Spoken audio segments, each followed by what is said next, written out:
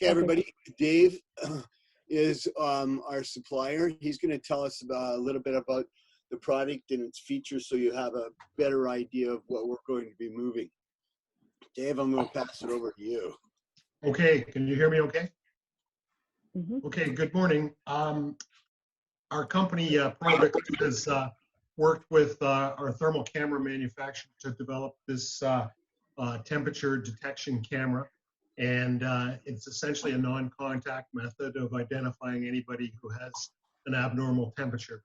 Various organizations have set the threshold for which temperature they would like to alarm on.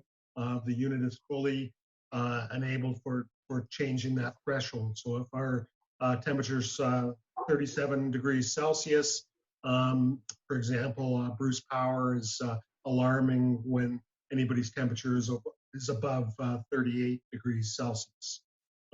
So as to allow a little bit of flexibility for different variances in temperature. The unit started out its life as a facial recognition terminal, and it is enabled for Waygand usage for photographic ID cards and a photographic image database. It has 2 dry contact relays to enable it to open or close a door when the unit detects a high temperature. The camera can be connected to a computer, but it does not require a computer to operate. The unit that's sitting on the desk beside me is our portable unit, and we've supplied that to a number of remote locations, including many of our mining companies who are using it at their facilities to check contractors when they come in through a gate or an entrance. Having said that, the camera is designed to function indoors. It will work outdoors, but you potentially have the effect of the environment on people, wind, sun, and so it is recommended that it be operated as an indoor camera system. We have this camera, which is the 5-inch model. We see it as perfect on its wall mount for restaurants or stores or fast food outlets, perhaps on the wall beside the employee entrance or at the customer entrance. The 5-inch unit's available with a desk stand and a wall mount. The 7-inch unit, which I'm not sure whether you have seen the brochures and literature, it's a little bit larger. It's more of an industrial model. And again, it does not require a computer for operation. However, both the 5 and 7-inch units can be connected to a computer and connected to your network for a limited degree of reporting, as well as configuration of the camera for setting the thresholds, for increasing the sensitivity for facial recognition if you are implementing the device as a multi-purpose device. We have an SDK available for the programming of the firmware of the unit if there are outside interfaces required. We have a IVMS database. The basic unit package includes the camera, whatever stand is applicable to the unit for which you've ordered, as well as the software. The unit goes out of our facility in Central Ontario pre-programmed, and it is plug and play for 110 volt AC. The unit sitting beside me has a 20 amp hour lithium ion battery and 22 amp hour lithium ion battery, and will run for 20 hours prior to being recharged. It can run on AC power to recharge the battery while it's operating as well. So it's either standalone or AC or DC.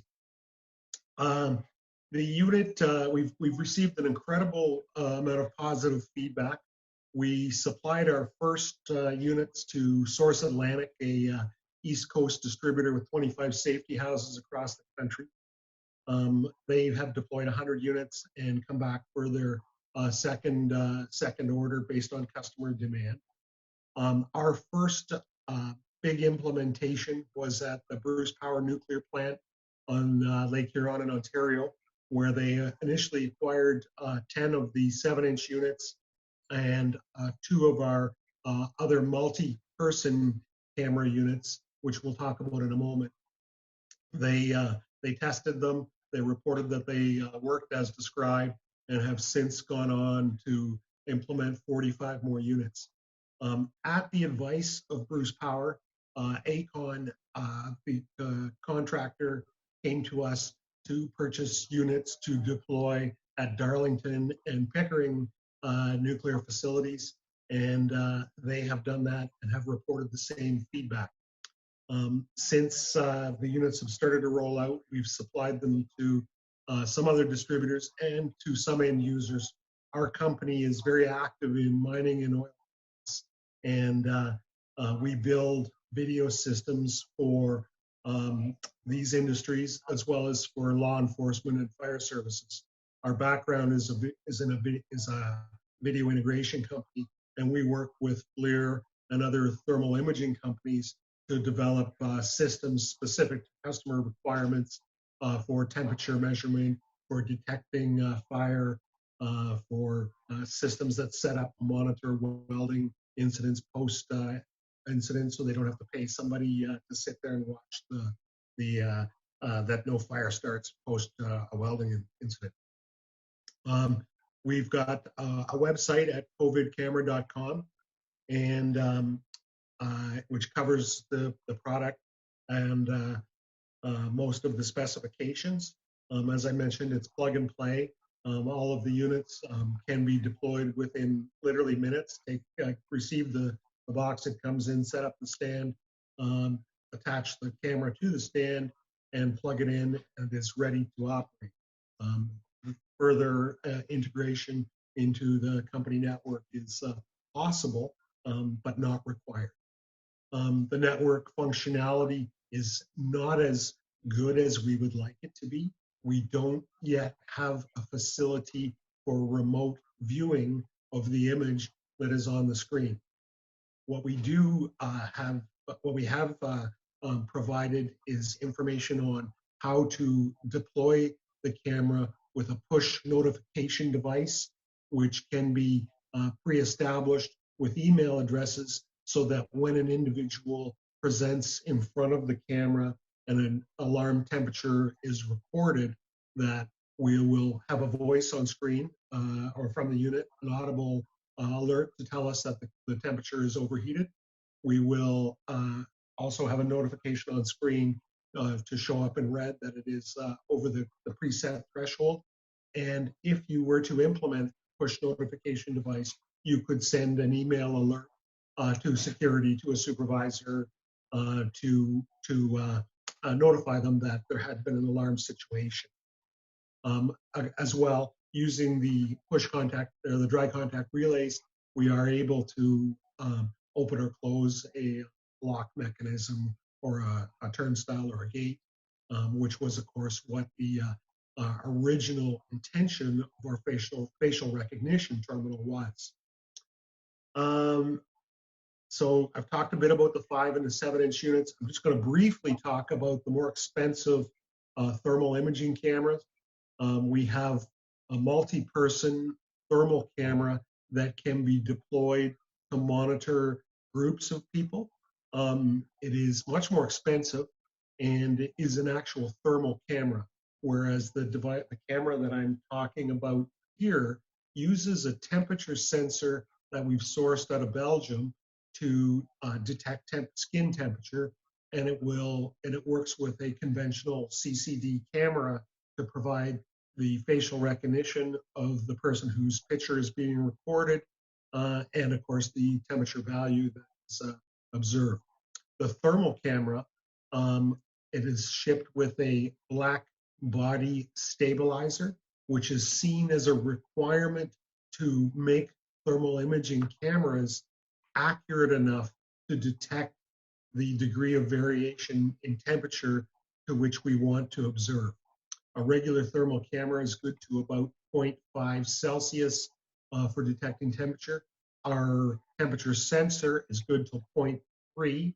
And with our thermal camera solution, if you add the black body stabilizer, which is essentially a device that emits a constant temperature field to allow for the thermal imaging camera to more effectively calibrate the temperature of the person, it becomes to the same level of accuracy as the unit on the desk. The thermal camera with the black body stabilizer sells for about $15,000, which is about the same price point as a camera that's available from HIK Vision, and also requires a computer to be operable. I think I mentioned that we do some work with FLIR, and they have some thermal cameras that are quite effective as well for determining human skin temperature. At the present time, they are back ordered till the end of June. So there's a very real opportunity for us to enter into the marketplace with these cameras, which are available in the short term and are extremely easy to set up, operate, and support. That's a kind of a quick overview. Does anybody have any questions that may flesh out some additional information to share with the group? Oh, that's a good sign. It looks like you were thorough. I'm wondering, is there any service for install, or are they just ordering? These are plug and play. Nobody's got. So these. I can't hear the question. So these cameras don't tie into existing security systems at all, right? They're just standalone operation type of thing? Well, there's an STK and a database, as well as reporting, Excel report files. It's got an FTP file upload, however, that is manual. So you can develop an interface through the SDK, but it's not plug and play to tie into an existing security system. Our primary motivation with rushing this to market was to satisfy the immediate requirement for this type of device to allow for scanning. There is additional functionality. However, we are updating firmware on almost a daily basis to add additional functionality, and certainly there are opportunities to expand on the interface capabilities. Okay, thanks. Just to get an idea, the current application you were saying, like at the power plants, like they're just using these to scan their employees? Is that what they're doing as the employees come in? Absolutely correct. They are scanning employees and scanning contractors who are entering their facilities on a daily basis. And obviously the goal is to ensure that nobody comes on site who has an abnormal temperature to potentially pass on the COVID-19 Right. virus. Okay, thank you. Okay, I have a question regarding you were talking about triggers when it detects somebody who's over temperature.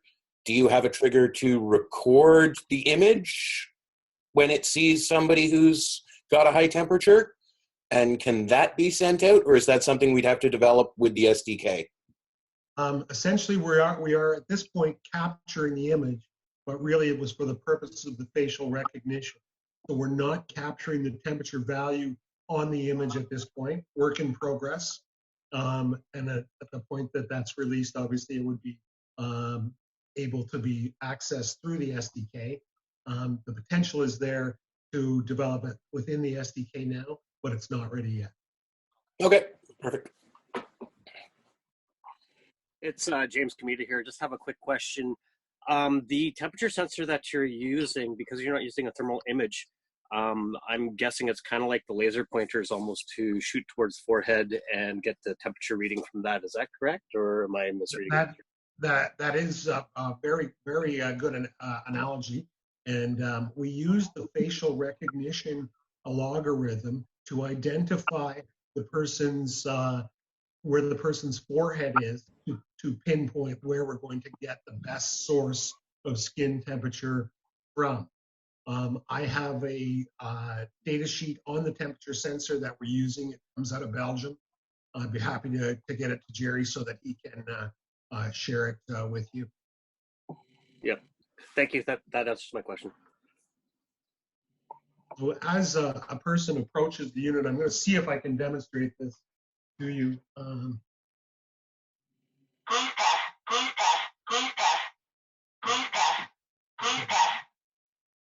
So I'm approaching the unit.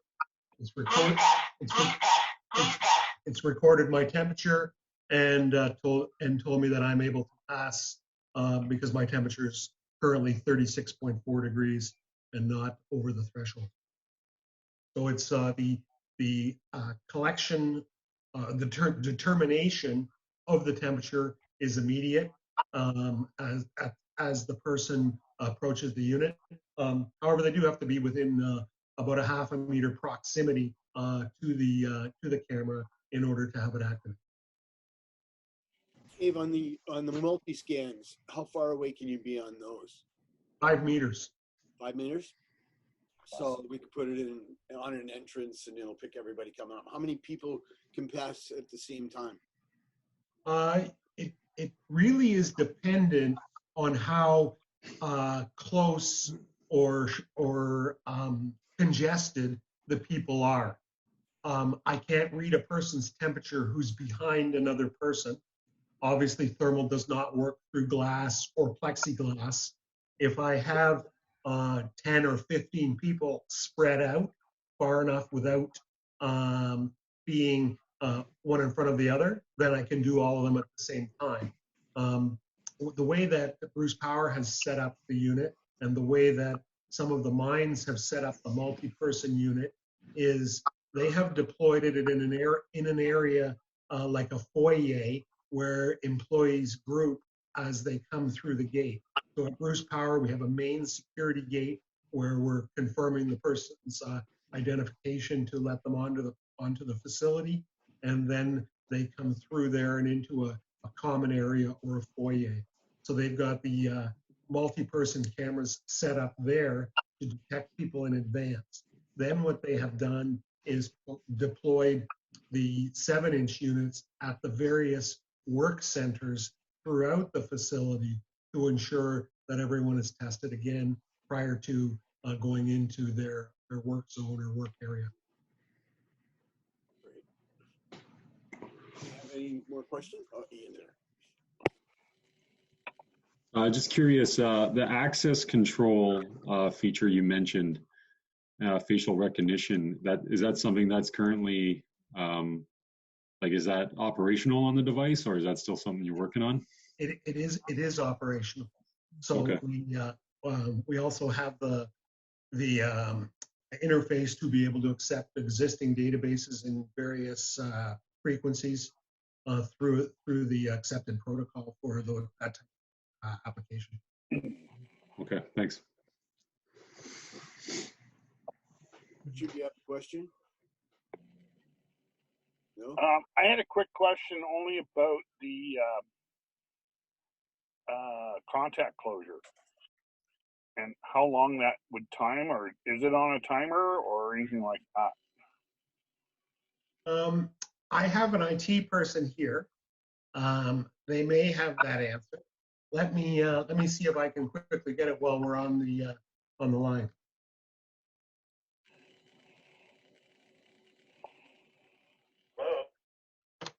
John, do you have information as to how long the relay contacts are open and closed for?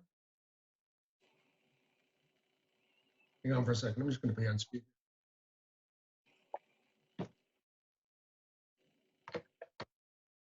Go ahead.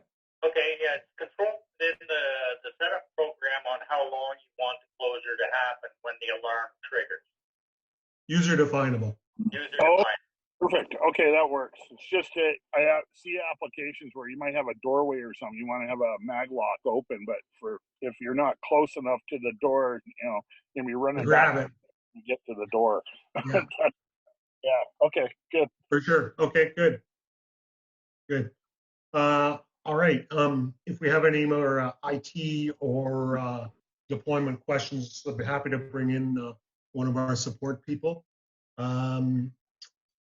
The default size of the database is 10,000 images for facial recognition. So more than adequate to handle most organizations for sure.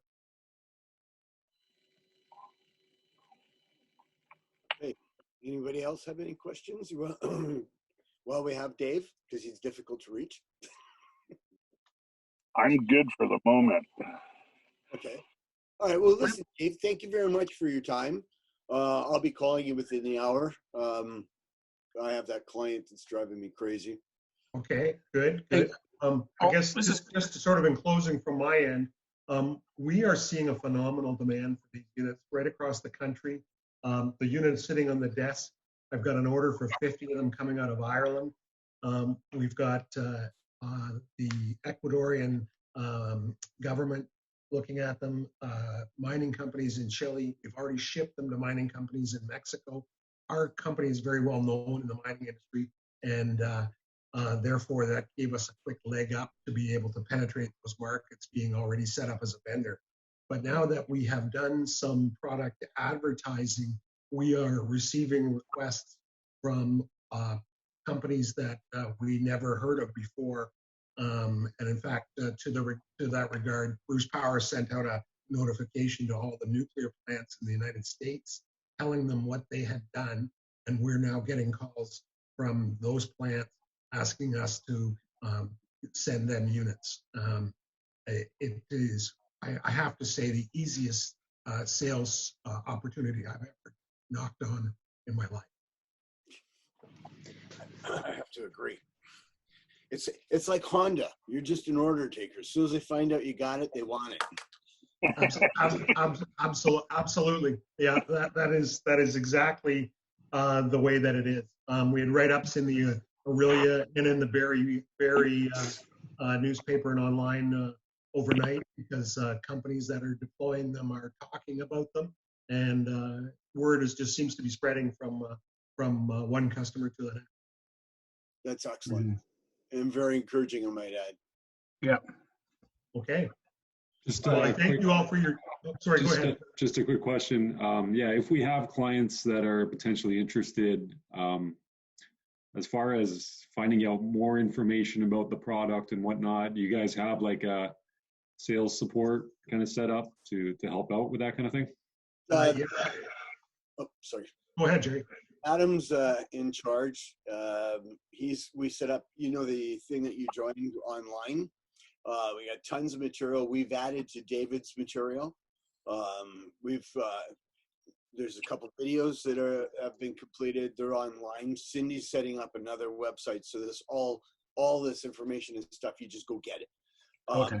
So like everything, we're kind of trying to get on this as quickly as possible. So a lot of it's in work. But if there's anything you specifically need, I have a ton of it here. I can get it to you like in 15 minutes. Okay. And we're polishing up some of the videos. There's some videos already on the channel. I'll put the channel on the Discord. And yeah. You can just go grab what you want. If you want something and you don't see it from me, I'll get it to you right away. Okay, sounds good. But Adam's been running that line, and the same Richard and James and everybody. You all have my contact info. If there's anything you want, do it. But I want to bring one other thing up since I got you all here. We lost Dave. I'm back. Oh, you're back again. I'm back. It last and then it came back. Okay. So I just want to inform you, we are working on additional software and stuff to accommodate Dave's product. Now, I think it was Richard yesterday said, can I put 4 cameras in one computer? We have 5 people working on 2 possible solutions. One solution that they're trying to get is like a send receive that'll give it an IP and accept the USB, and it'll send it back down the line. So similar to what we're using now with other products. They're experimenting with it.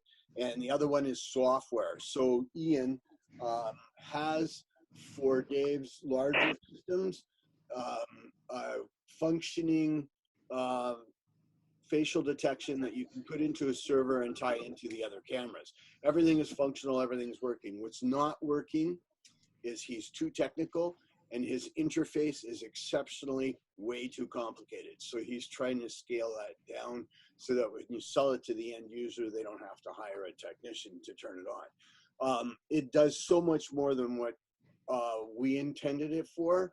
I mean, it's mind-boggling. He can tell you demographics throughout the day, what age they are, or, you know, within Holy. 5 years. He went crazy on it. And it's like, buddy, you got to scale this back. So on the software side, there's 3 guys, one in Poland, one in California, and the other one in Philadelphia that are on this full-time, trying to find and integrate so that if you have a senior's home and you want to hook up 6 cameras to one computer monitor, they're trying to develop that through software. So because it's really new and it's the Wild West and we're in the middle of the pandemic, everybody's all over the map. But we do have people focusing on this for us, because I believe this is going to be long-term in our integration business. I don't see this being a short-term thing. And I mean, if you go back, even with SARS, they were using these to identify people. And I mean, this is just an offshoot of SARS. So I think, you know, as far as thermal imaging and having protective things, I think that's going to be in the future, period. I agree. So we're just going to have to help them build a better mousetrap. So I know that Ian's got software working on the server basis. We're scaling that down. I know somebody's going to ask, on the big server for big buildings and theme parks and stuff like that, they wrote this for Apple. So it's been in use for 9 years and it's stable. We're trying to get pieces of it out because they own the license, but I'm trying to get it so that we can license a camera or we can license a computer. So we're working out the bugs on that and the interface. So if it's coming in, it's coming. It is functioning. It's very complicated. Anybody have any other questions? Hang on. Okay. Thanks, Sue. Okay, well, listen, David, thank you very much for your time. I'll be calling you within the hour, the project that I'm working on. And thank you, everybody, for coming out. You know my phone number, you know my email. Just let me know anything you want. I will get it to you as soon as possible so we can get this thing just rolling. Thanks very much for your time, everyone. And thanks for coming up. Thank you. Thanks, everyone. See ya. Bye now. All right. Thank you, everybody. Okay. Hey, Jerry. Well, Yeah. I still have you. Yeah. It's James here. Quick question: demo units. Yeah, well, I told him I was going to call him back in the hour. I've been trying to get demo units for 2 days. There's Right. The demo unit I would like to have is the 7-inch. The 7-inch. So we do the next 3 shipments are already completely sold, which probably be 2 weeks like lead time. But there's an order coming in either Friday or Monday that there might be some 5-inch screens left over, and that's what I was trying to get out of David just today, because Guest got a hold of me and they wanted, if I can provide them a demo next week, to put them in all their stores because they can't find anybody with the product.